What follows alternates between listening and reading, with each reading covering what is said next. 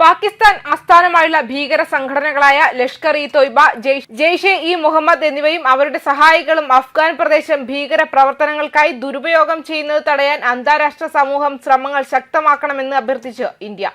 രാജ്യത്തെ മാറിവരുന്ന സുരക്ഷാ സ്ഥിതിഗതികൾ ന്യൂഡൽഹി സൂക്ഷ്മമായി നിരീക്ഷിച്ചു വരികയാണെന്നും ഐക്യരാഷ്ട്രസഭയുടെ സുരക്ഷാ കൗൺസിലിന്റെ ഒരു ബ്രീഫിംഗിൽ സംസാരിച്ച ഐക്യരാഷ്ട്രസഭയിലെ ഇന്ത്യയുടെ സ്ഥിരം പ്രതിനിധി അംബാസഡർ പർവതേനി ഹരീഷ് അഭിപ്രായപ്പെട്ടു. ഐക്യരാഷ്ട്രസഭ സുരക്ഷാ സമിതി കരിമ്പട്ടികയിൽപ്പെടുത്തിയ ISIL, അൽ-ഖ്വയ്ദ, LET, JEM, അവരുടെ കൂട്ടാളികൾ എന്നിവരുൾപ്പെടെയുള്ള ഗ്രൂപ്പുകളെയും വ്യക്തികളെയും അഫ്ഗാനിസ്ഥാനിൽ സുരക്ഷിത താവളങ്ങൾ നിഷേധിക്കുന്നുവെന്ന് ഉറപ്പാക്കാൻ ഏകോപിത അന്താരാഷ്ട്ര നടപടിയുടെ ആവശ്യകത അദ്ദേഹം ഊന്നി പറയുകയും ചെയ്തു. യുദ്ധത്താൽ തകർന്ന മേഖലയിൽ സമാധാനവും സ്ഥിരതയും പ്രോത്സാഹിപ്പിക്കുക എന്ന വലിയ ലക്ഷ്യത്തിന് അത്തരം ജാഗ്രത നിർണായകമാണെന്ന് അദ്ദേഹം പറഞ്ഞു. ഇന്ത്യയും അഫ്ഗാനിസ്ഥാനും തമ്മിൽ ആഴത്തിലുള്ള നാഗരിക ബന്ധമുണ്ടെന്നും രാജ്യത്ത് സമാധാനവും സ്ഥിരതയും തിരികെ വരുന്നത് കാണുന്നതിൽ ന്യൂഡൽഹിക്ക് അത്യന്തം താൽപര്യമുണ്ടെന്നും ഹരീഷ് പറഞ്ഞു. അഫ്ഗാനിസ്ഥാനിൽ അന്താരാഷ്ട്ര പ്രാദേശിക സഹകരണത്തിന്റെ ആവശ്യകത അദ്ദേഹം ഊന്നി പറഞ്ഞു.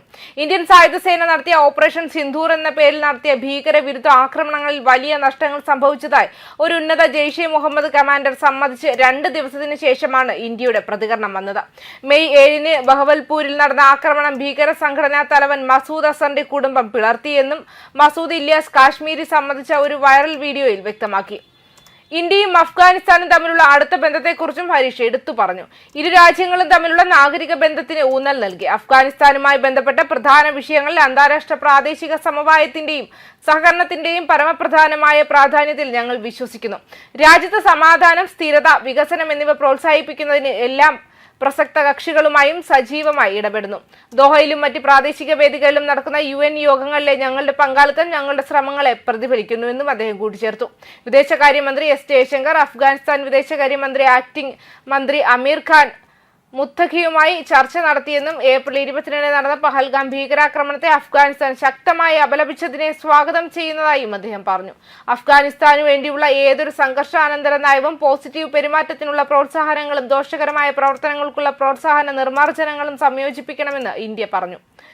ശിക്ഷാ നടപടികളിൽ മാത്രം ശ്രദ്ധ കേന്ദ്രീകരിക്കുന്ന ഉദ്ദേശിച്ച ഫലങ്ങൾ നേടാൻ സാധ്യതയില്ല. സംഘർഷാനന്തരമുള്ള മറ്റ് സന്ദർഭങ്ങളിൽ ഐക്യരാഷ്ട്രസഭയും അന്താരാഷ്ട്ര സമൂഹവും കൂടുതൽ സൂക്ഷ്മമായ സമീപനങ്ങൾ സ്വീകരിച്ചിട്ടുണ്ട്. അതേസമയം പാകിസ്ഥാനും അഫ്ഗാനിസ്ഥാനും തമ്മിലുള്ള ബന്ധം നിലവിൽ കൂടുതൽ വഷളായിക്കൊണ്ടിരിക്കുകയാണ്. വർദ്ധിച്ചുവരുന്ന സുരക്ഷാ ആശങ്കകളോട് പ്രതികരിക്കുന്നതിൽ താലിബാൻ ഭരണകൂടം പരാജയപ്പെടുന്നതിൽ ഇസ്ലാമാബാദ് നിരാശ പ്രകടിപ്പിച്ചതായി ഡോൺ ന്യൂസിന്റെ ഉദ്ധരിച്ച് ഖാമ പ്രസ് റിപ്പോർട്ട് ചെയ്തു. 2 ദിവസം മുൻപ് പാകിസ്ഥാൻ പ്രധാനമന്ത്രി ഷെഹബാസ് ഷെരീഫ് കാബൂളിനോട് പാകിസ്ഥാനും തെഹ്രീക്ക്-ഇ-താലിബാൻ പാകിസ്ഥാനും ഇടയിൽ ഒരു തീരുമാനമെടുക്കാൻ പരസ്യമായി ആവശ്യപ്പെട്ടു. അഫ്ഗാൻ മണ്ണിൽ നിന്നും അതിർത്തി കടന്നുള്ള ആക്രമണങ്ങൾ ഇസ്ലാമാബാദ് അനുവദിക്കില്ലെന്ന് മുന്നറിയിപ്പ് നൽകി. സുരക്ഷാ സാഹചര്യത്തിൽ പാകിസ്ഥാനിൽ വർദ്ധിച്ചു വരുന്ന അസ്വസ്ഥതയെ അദ്ദേഹത്തിന്റെ പരാമർശങ്ങൾ പ്രതിഫലിക്കുന്നു. കൂടാതെ 2 അയൽക്കാർക്കിടയിലുള്ള പുതുക്കിയ സംഘർഷങ്ങളുടെ ഏറ്റവും പുതിയ പ്രകടനത്തെ അടയാളപ്പെടുത്തുകയും ചെയ്തു.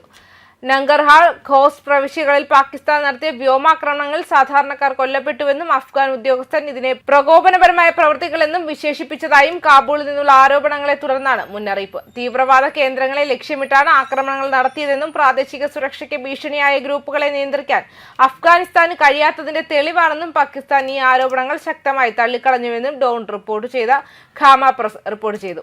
2021-ൽ താലിബാൻ അധികാരത്തിൽ തിരിച്ചെത്തിയതിനു ശേഷം TTP-യുമായി ബന്ധപ്പെട്ട ആക്രമണങ്ങളിൽ പാകിസ്ഥാൻ വർധനവ് അനുഭവിച്ചിട്ടുണ്ട്. ഇതിന് മറുപടിയായി ഇസ്ലാമാബാദ് തീവ്രവാദികളുടെ ഒളിത്താവളങ്ങളിൽ അതിർത്തി കടന്നുള്ള ആക്രമണം നടത്തി അഫ്ഗാൻ ഗതാഗത വ്യാപാരത്തിൽ കർശന നിയന്ത്രണങ്ങൾ ഏർപ്പെടുത്തി. രേഖകളില്ലാത്ത അഫ്ഗാൻ പൗരന്മാരെ തിരിച്ചയക്കുന്നത് ശക്തമാക്കി. ഈ നടപടികൾ പ്രകാരം ഏകദേശം 1.2 ദശലക്ഷം അഫ്ഗാൻ അഭയാർത്ഥികളെ ഇതിനകം നാടുകടത്തിയിട്ടുണ്ട്.